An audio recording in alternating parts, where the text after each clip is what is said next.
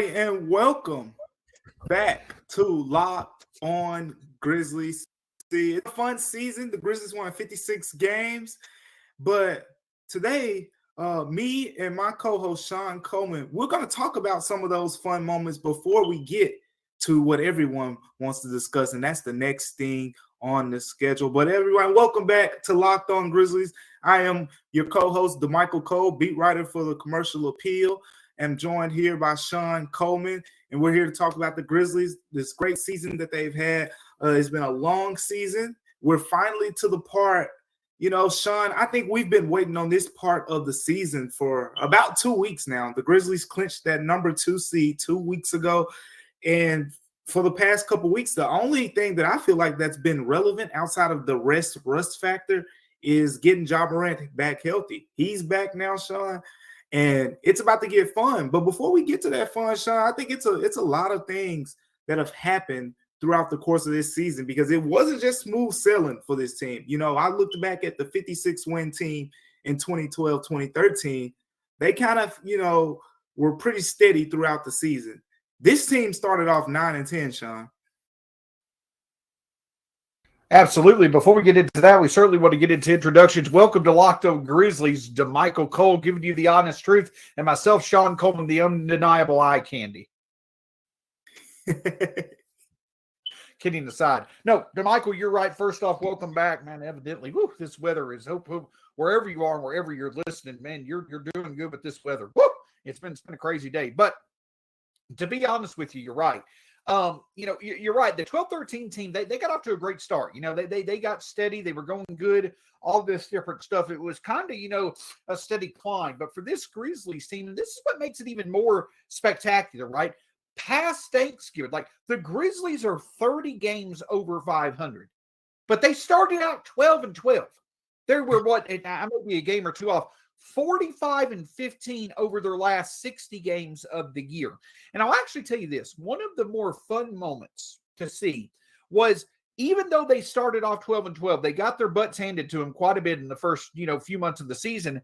Ja Morant staying steady as a clear superstar. Like, it's not that he took a while to get going. He absolutely stood out from the start of the season, but it was him consistently being able to step up and deliver wins in the first part of the season that really propelled this team. Even though that they were going through their defensive struggles without Dillon Brooks, he helped keep them afloat and give them enough of a basis to where when they lost him, but when they got everybody back after Thanksgiving, they really took off. So, even though the Grizzlies struggled for about that first fourth of the season, I actually think it paid dividends because it allowed for this team to really be able to see, okay, even though we're not having anything hardly besides Ja and Desmond hit on the cylinders that it needed to, we could still get the job done. And even though they were 500, they still had Ja Morant playing like a superstar.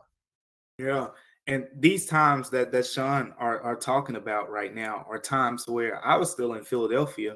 So hard times. I didn't get to witness those times.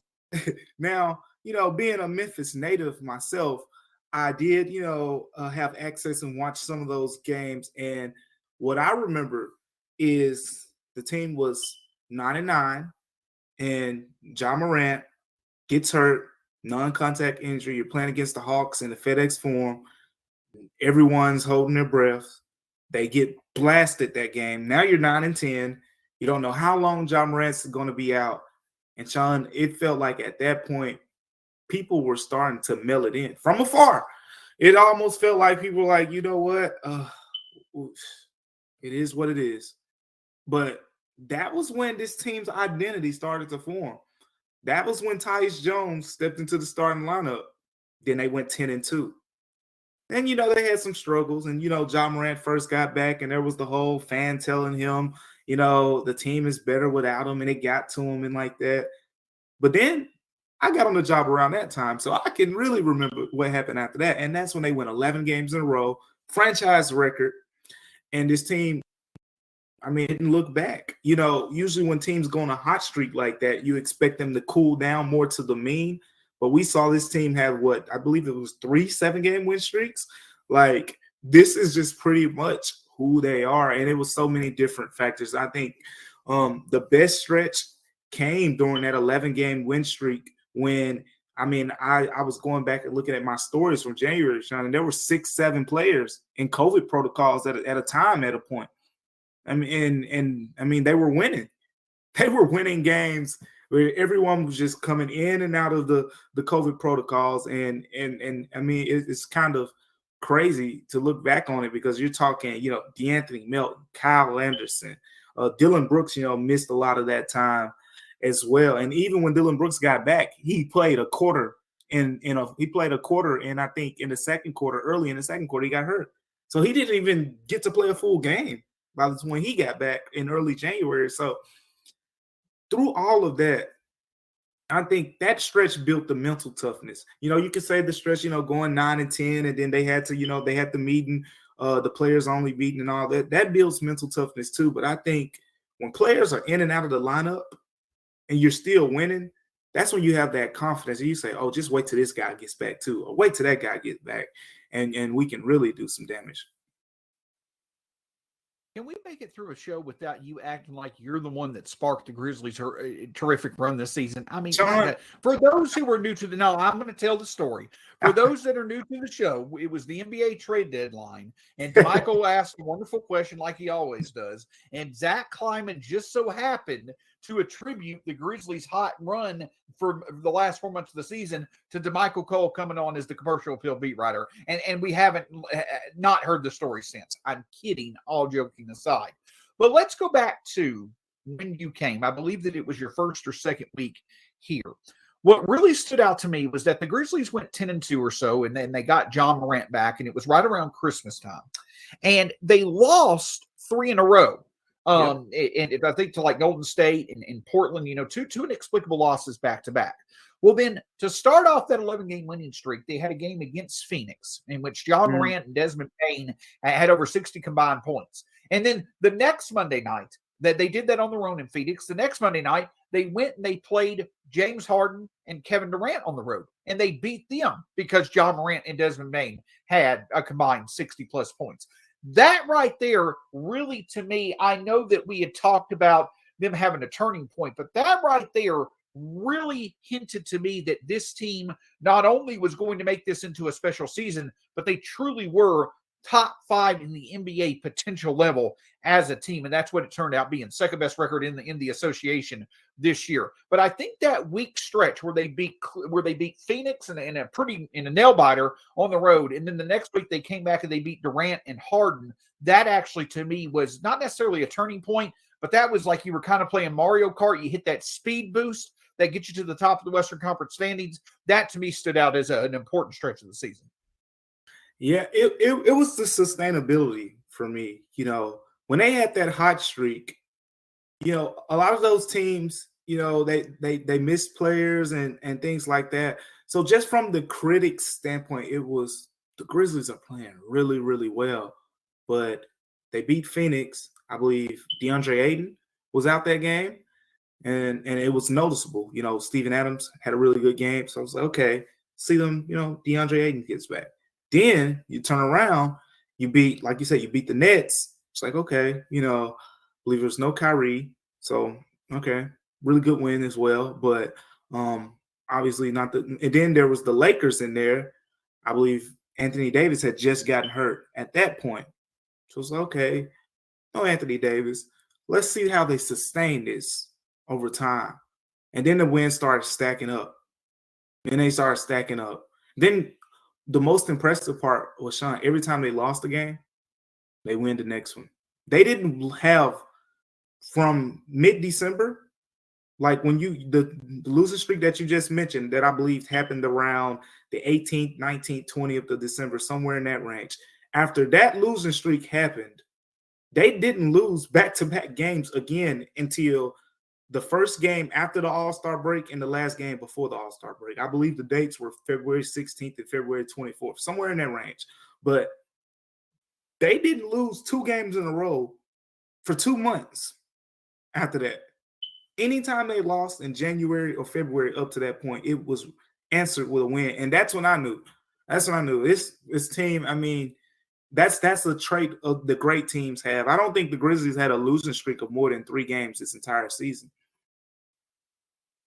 Absolutely. And that you are correct. The thing that the Grizzlies were doing, and I mentioned it back in December, I mentioned it back in January, when overall you had so many teams in the Western Conference kind of get jumbled up. You're not going to have many teams have this one stretch of 10 wins in 12 games or, 9 wins in 13 games or what have you. The Grizzlies had like 4 or 5 of them. And that's what separated them, when it comes to stacking the wins up. Speaking of that, Damichael, I can tell you a way for you to be able to stack up wins, and that's Prize Picks. Prize Picks is a great opportunity for you to be able yourself to win by choosing the players that you root for as a way to be able to bet on them being able to earn you a bit of money. You pick 2 to 5 players and an over-under on their projections, and you can win up to 10 times on any entry, and it's just you versus the projected numbers. You basically have the opportunity to pick Steven Adams, and you can project that he'll get 5 offensive rebounds in a game and be amazed when he does exactly that. For a limited time, Prize Picks is an exclusive no-brainer of an offer for all of our users. Users get $50 for free if a player in your first Prize Picks entry scores a single point, but you must use code NBA. That's right. This is an exclusive offer available to Locked On fans. Sign up today and use the promo code NBA, $50 for free if a player in your first Prize Pick entry scores a single point. Damichael, I'll ask you this question. Comes to betting and wagering on sports, I know that I enjoy wanting to say that the Grizzlies are one of the best bets out there. But hey, when it comes to baseball, I would say this. There's a lot of good bets out there when it comes to the Braves, right? Yeah, 100%. And I mean, even when they win, Shawn, they don't get the Dodgers like credit. So yeah, there's a lot of good bets made out there for the Braves right now. Absolutely. I mean, that's what happens when you win the 2022 World Series title. When it comes to betonline.net, it's the fastest and easiest way for you to bet on all things that you enjoy. Listen, I know that NCAA basketball is over. I know that it's the NBA playoffs, but you got boxing, UFC, golf, so many fun things going on. As a matter of fact, you even got the drafts. The WNBA draft was last night. You may be even able to bet and wager on who gets picked first. Whatever you choose to bet and wager on, make sure you check out betonline.net, like a mobile device or laptop if you're choosing, the fastest and easiest way for you to bet on all your sports action. Check out Bet Online today. I almost said Bet Online chicken. I don't know. I must have had because I had a really good chicken dinner for supper. I hope it was good. It's unbelievable. My wife's cookie when it comes to chicken. BetOnline.net. She's a guaranteed win. That was horrible. On tomorrow's edition of the Locked On Grizzlies podcast, listen, we're going to get right into the reaction to tonight's game against the Clippers and the Timberwolves. One of the benefits of the Grizzlies being the number 2 seed in the West, they're going to know who their opponent is after tonight's game. We'll have all the breakdowns for you, including a special potential crossover episode with Locked On Clippers on Locked On Wolves. Just a lot of me and Damichael bad-mouthing either host. It's going to be tough. It's going to be tough blood out there. But like you said, absolutely. No love lost. No love lost. All joking aside, check out the Locked On Grizzlies podcast tomorrow for the latest as we begin to break down the Grizzlies' 2022 first round playoff opponent. So we talk about the Grizzlies exceeding expectations, Damichael. They had those special runs in December, early January. But then we get into late January, and then we really start to see the level to which Jaren Jackson Jr. and John Morant really, really stand out. What I'm talking about is this. Jaren Jackson Jr., his January was historic in terms of defensive activity. It really propelled him to being at the forefront of the defensive player conversation. And then from January into February before the All-Star break, John Morant went on such a scoring tear that only Kevin Durant and LeBron James scored more than John Morant over a 20-game stretch since 2000 for players that are 22-year-olds or younger. That's how special of a level both John Morant and Jaren Jackson Jr. stepped up. So it was not only the Grizzlies surprising people, but it was Jaren Jackson Jr. and John Morant coming into their own as one of the best defensive and offensive players in the game. And that's the duo that really drives this thing. Ja and from an offensive standpoint and Jaren, defensively as well. But yeah, those are two of the big factors, and they both had some crazy good games in this stretch. You talk about Ja. I think a turning point for Ja Morant was when Desmond Bane went into protocols in that mid to late January. And Bane missed 3 games. The Grizzlies went 1-2. did not look like the same team at all without Desmond Bane. I've written about how, he is such a connector for them in terms of spacing, in terms of, playmaking, and all of these things that Desmond Bane does. They did not look good. They got beat by Milwaukee. I think they beat the Nuggets, and then they lost to the Mavs. It was a 3-game stretch in there. And the takeaway was Ja Morant. What he did offensively in those games was amazing. I mean, he really took his aggression to a whole new level. And Shawn, to this day, I haven't seen him, channel it back since then. I mean, that was when I first got here, I would see Ja Morant score, and I'd be like, man, he could, if he wanted to, like you say with a lot of point guards in the early 2000s, like the Chris Paul, Steve Nash, those type point guards, Magic Johnson, you'd say, man, if they wanted to, they could average 25 points. They just don't want to. They'd rather get other guys involved. And I asked Ja about that early on when I was here, because I was interested. It's like, Ja scoring 21 points a game, 22 points a game, and he's making layups with ease. So he's like, he likes to get his guys involved. But when Desmond Bane went down specifically, when he was out of the lineup, Ja was scoring 35, 35, 30. And like you said, that 20-game stretch he had was one of the best stretches for a player ever, 22 years of age. And he hasn't slowed down since then. I mean, it was my question was, okay, when Desmond Bane comes back in the lineup, will he keep that same aggression? Kept it. When Tyus Jones, because Tyus Jones was out as well. When Tyus Jones comes back into the lineup, will he keep that same aggression? Tyus Jones came back, kept that same aggression. What about when Dylan Brooks gets back? Ho-hum, same aggressive Ja Morant. So that is a big factor. But yeah, you talked about Jaren Jackson and his defensive, what he does on this team, defensively can get lost in the scuffle, because a lot of people just look at the blocks. But Shawn, one thing that he does is he covers so much space. And I see times, even when defenders swing the ball and they see Jaren Jackson coming, the play is wiped out because he takes away what would be an easy shot, just because they know a 6'11" guy is running at you. He's one of the better shot blockers in the NBA. And he covers a lot of space just coming from the weak side, whether it's getting blocks, whether it's changing shots. I think about when they played the Bulls, in that stretch, and DeMar DeRozan was the hottest player in the NBA, 35 every night, and he was shooting over 50%. He didn't do that against the Grizzlies, in part because Jaren Jackson, when he switched on him, it wasn't a mismatch. He couldn't dominate Jaren Jackson like he does a lot of these other big men.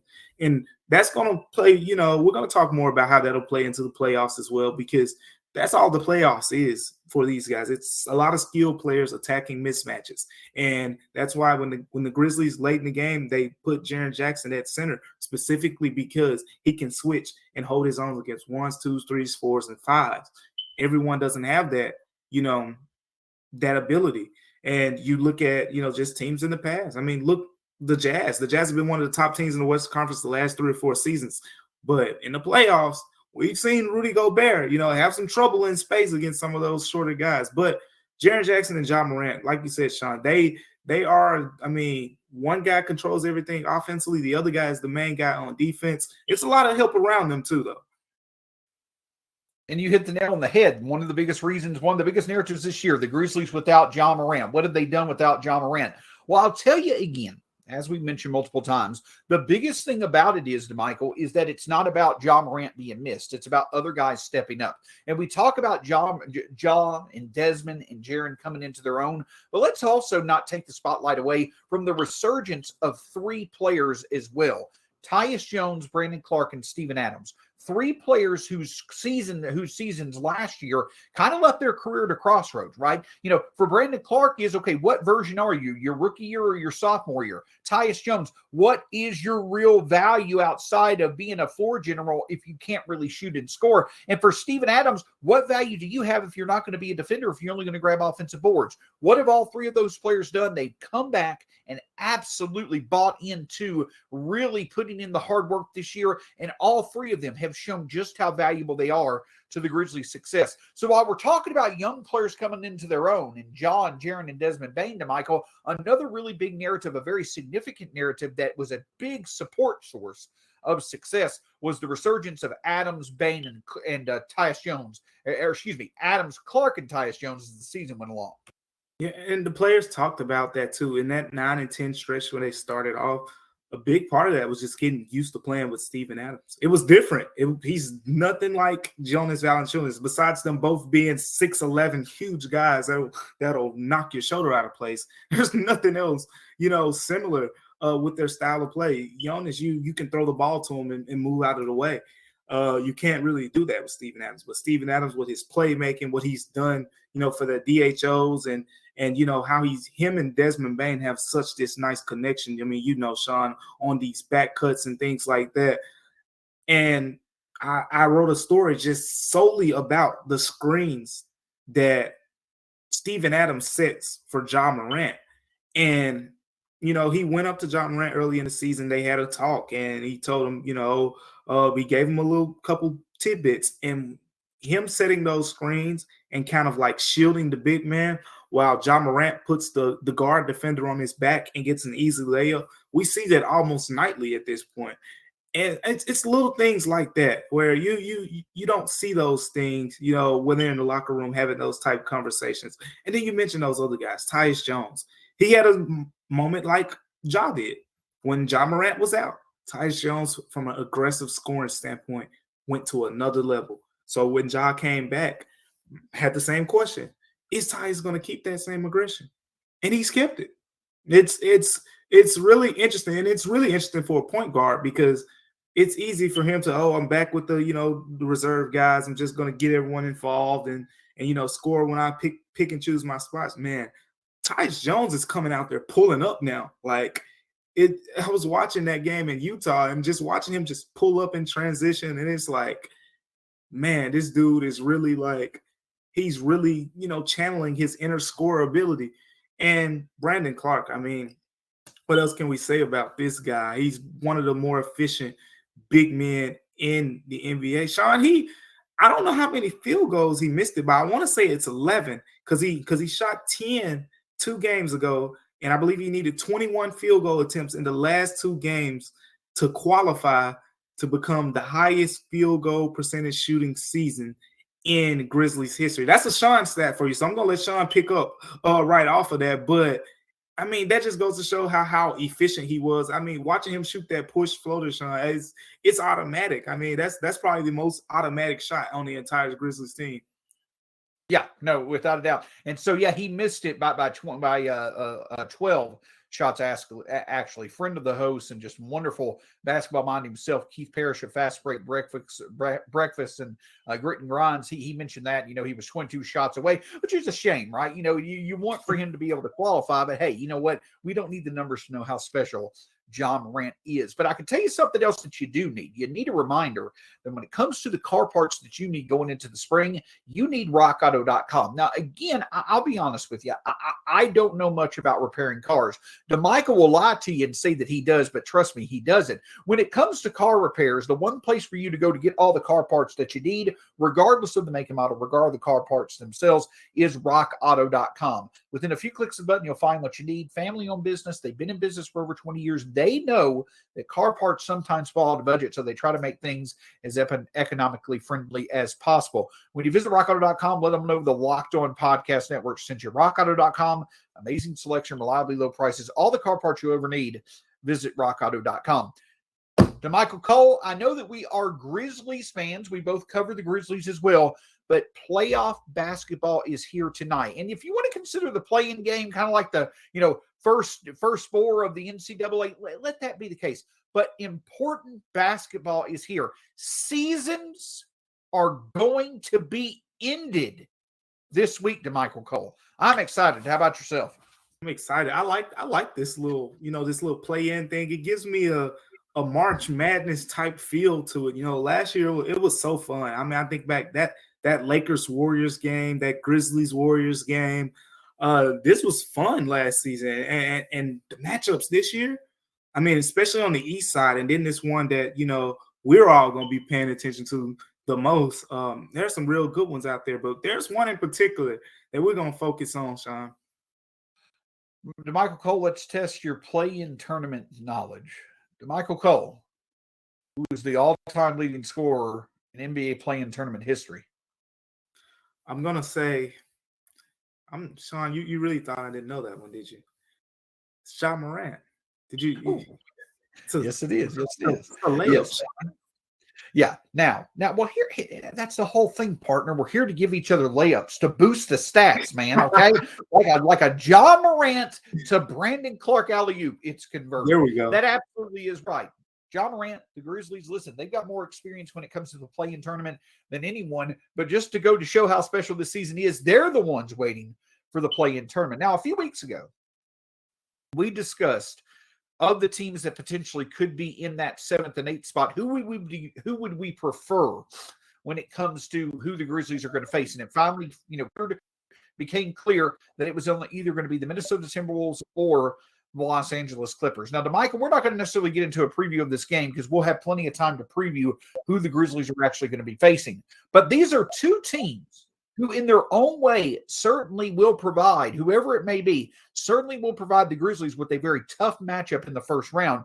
But when you really look at things, when you really look and see what both teams have to offer, is there one that stands out more than the other as a preference for the Grizzlies to face?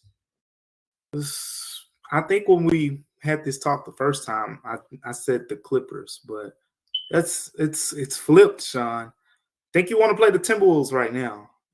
The Clippers got a little momentum going, and they also just got Paul George back, who everyone knows about that one. But enough people aren't talking about them getting Norm Powell back. Norm Powell is a bucket. Norman Powell is an NBA champion. Norman Powell averaged, it's 5 games, I think, 5 or 6 games, but he averaged 21 points a game with the Clippers and just a little 25 minutes. He is a bucket. He averaged 19 for this season. So I think those are your best two. Those are the top 2 scorers for the Clippers right now, healthy. To go with Reggie Jackson and Marcus Morris. And defensively, they remind me of the Grizzlies, but in their own way, because they can create that havoc that we talk about with the Grizzlies, but it's more natural with them. The Grizzlies is more system-based. With the Clippers, it's simply because Paul George is 6'8" with long arms. Nicholas Batum is 6'8" with long arms. And Robert Covington is 6'8" with long arms. And he's been one of the best guys at steals and blocks in the NBA in the last 5 seasons. So they have that natural physicality. And they have Ty Lue, championship coach, proven winner. That's the matchup that I think you want to avoid right now. Plus, the Timberwolves ended the season struggling a little bit. And I flipped it, Shawn. I flipped it. Timberwolves are great now. They're a really good team. Chris Finch, really good coach, just got rewarded with an extension over there. So clearly they like what he's doing in the direction that they're going. But I don't see the Timberwolves as being a bigger test than that team in LA. I'm going to stay true, and again, it's going to be Kawhi-less Clippers, because I think at some point, especially if the Clippers were to take one of the games against Memphis in Memphis, if it came to that, but I'm still going to stick with the Clippers. I think that the Grizzlies would be fine against the Timberwolves or the Clippers. I just really do think that stylistically, the Grizzlies really, really match up well with the Clippers. Like, I know that they didn't have Paul George. I know they didn't have Norman Powell for these games earlier this season, but the Grizzlies were 4-0 and a plus 59 against the Clippers over 4 games. And the other 2 big factors is this, Michael, is that I think that John Morant is going to be a lot more effective against the Clippers than he would be against Minnesota, though Minnesota now has Robert Covington, Powell, and Paul George and others to throw at him, which is, formidable. But the other key thing is that I just think that the Grizzlies will have an easier time establishing their style of play and setting the tone for the game on a consistent basis early in the game against the Clippers than against Minnesota. So at the end of the day, I can see from an experience standpoint, from a personnel standpoint, why you would say Minnesota instead of the Clippers. But I think stylistically, I would take my chances against a Kawhi-less Clippers team than the Minnesota Timberwolves.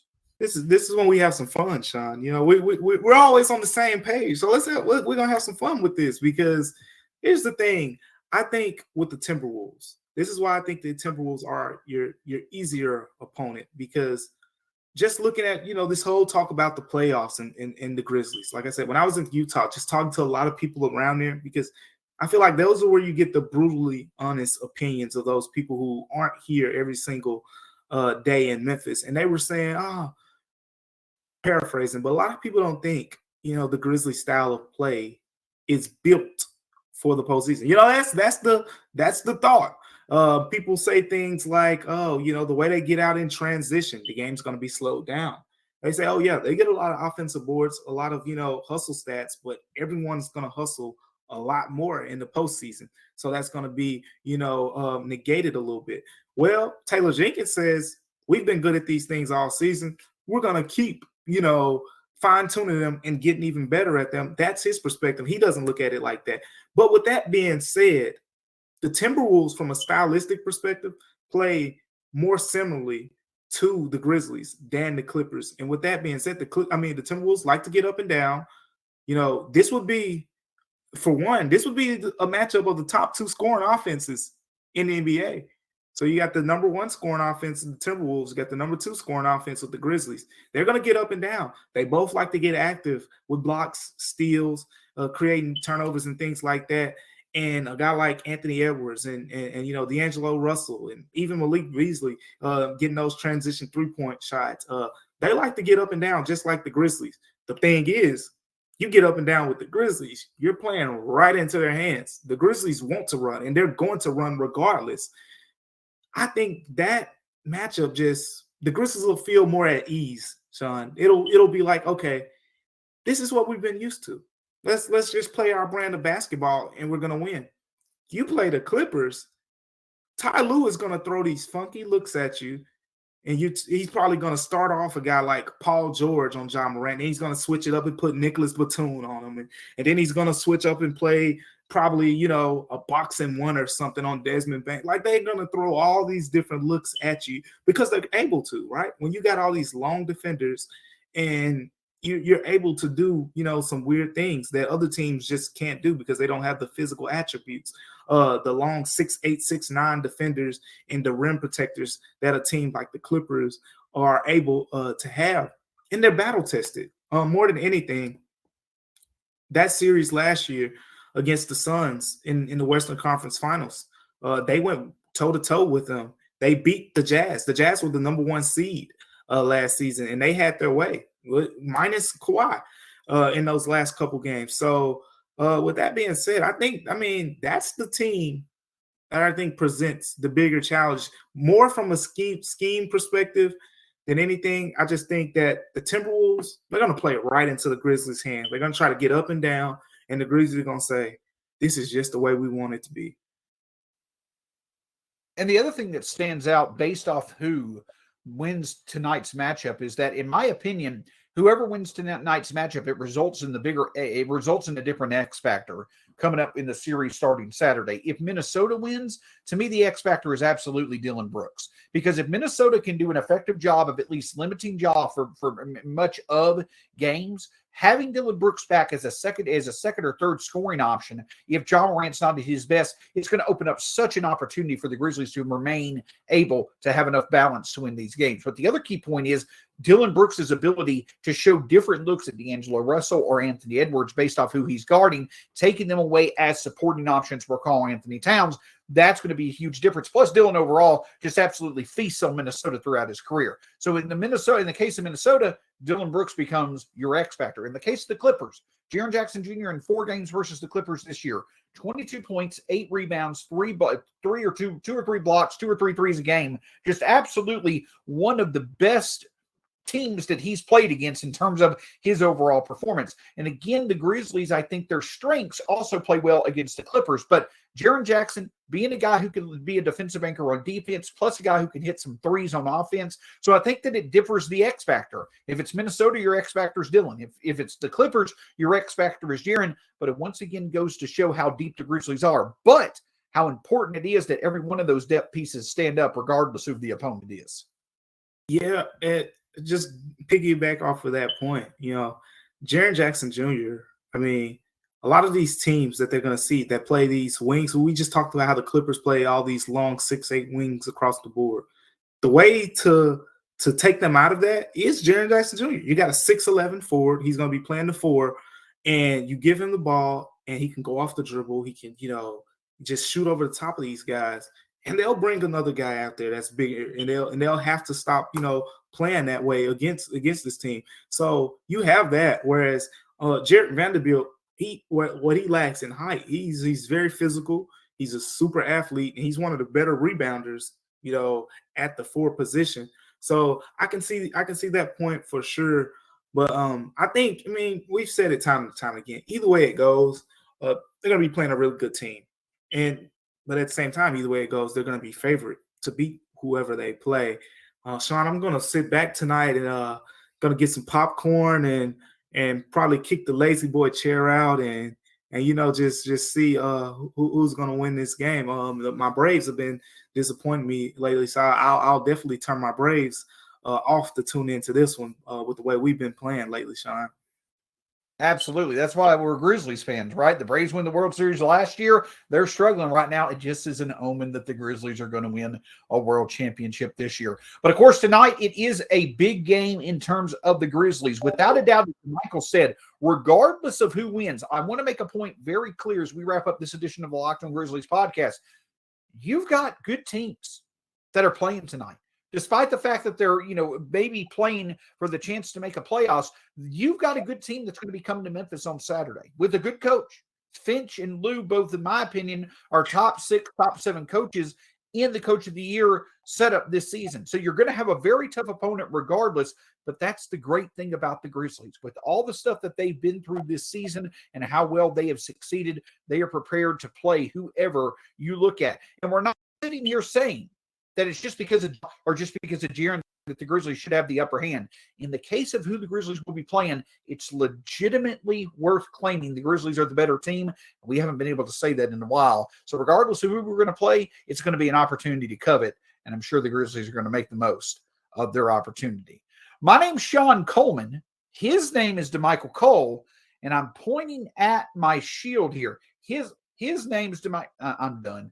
His name's Damichael Cole. Damichael, what else do you have for us? Obviously, a lot to look forward to when it comes to the playoff matchups. I'm sure that you got some things lined up over the commercial appeal. Yeah, when we get into this series, we're gonna break down some really good stuff, and it's gonna be a lot of work. It's not just gonna be me bringing the whole team out, for this series. Mark Giannotto, our columnist, Evan Barnes, who was, the interim beat writer for the commercial appeal, on the Grizzlies earlier this season. He's going to be tag teaming along as well. And we got a lot of good stuff coming. From game breakdowns, we're going to do the predictions. Everyone, when you get to the playoffs, everyone's big on predictions. So we're going to bring out the predictions. We're going to have some fun, Shawn.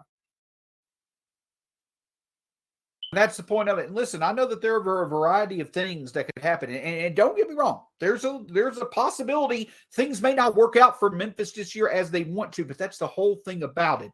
This team has earned every opportunity to play loosely, to play as best as they can, knowing that the best version of themselves. At the end of the day, I mentioned it on yesterday's show, Damichael. This is what I'll say at the end of the day. At the end of the day, what has gotten the Grizzlies to this point is believing in a system that puts everybody in the roster in a position to be the best versions of themselves. And from that, be the best version of a team they can be. That's all you can ask them to do. You can't ask them to play away from who they are. You've got to ask them to play the best that they can in the way that brings out the best versions of themselves, because that's what's going to allow for them to consistently perform at their best. And whatever happens, it's worth being satisfied with. That's what we're going to see. So to all the naysayers who say the Grizzlies style of basketball typically does not work in the playoffs, well, it's never worked the way the Grizzlies put it on, because no one like the Grizzlies have done it before. So we'll see what happens, and we'll see how much faith Damichael has in it, because I know that he does not want to match up against me when it comes to playoff predictions. Just like to this point, he's chickened out of matching up against me in the game of one-on-one when it comes to NBA 2K 2022. Damichael, do you have anything to say to that? I just want to say, Shawn, we don't want to let the people know what would happen in a 2K matchup between us. I'm the greatest 2K player that you have ever seen in front of you, and you'd be lucky to make it to the third quarter. Let's just say that. Wow. And then Damichael just realized that there's something else other than rookie mode. My name's Shawn Coleman for Damichael Cole. It's a pleasure to be with you. Hit that subscribe button on YouTube. Thank you so much for being with us. Listen, we're having a lot of fun on today's show, but we're going to get right into breaking down every aspect of who the Grizzlies will be playing on Saturday. Damichael, at the end of the day, who do you say the Grizzlies will be playing? I'm going to say the Clippers.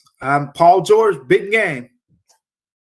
I'm going to say the Clippers as well. Looking forward to it. And hopefully the Grizzlies will be able to know their opponent as soon as possible and can get to work. Hope you have a great start to your week. So much fun coming up this week leading up to the Grizzlies 2022 playoff pursuit on Saturday. For Damichael Cole, my name's Shawn Coleman. Thanks so much. We'll talk to you again soon here on the Locked On Grizzlies podcast.